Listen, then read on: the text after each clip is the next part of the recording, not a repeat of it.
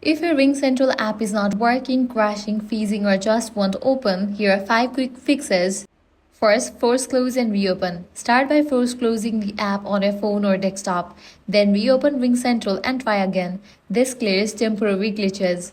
Next, make sure you have stable internet connection, either Wi-Fi or mobile data. Poor connectivity can stop RingCentral from syncing or loading. Next, update the app. Go to Play Store or App Store, search for the app RingCentral. After app appears, if you find the option of update, click on it and update the app to its latest version. An outdated app version can cause crashes or bugs. Next, clear cache for the app. For that, press and hold on the RingCentral app, click on the option Remove App, click on Delete App, then navigate to Play Store or App Store, search for the app RingCentral and then install it. If none of these solutions work, restart your device, your phone or computer. If fresh boot often, fix unresponsive apps. Also, you can check the server status of RingCentral. For that, launch your preferred browser, navigate to the website down detector, search for RingCentral. If you found out any outages, you'll need to wait until the problem will be resolved. And that's it.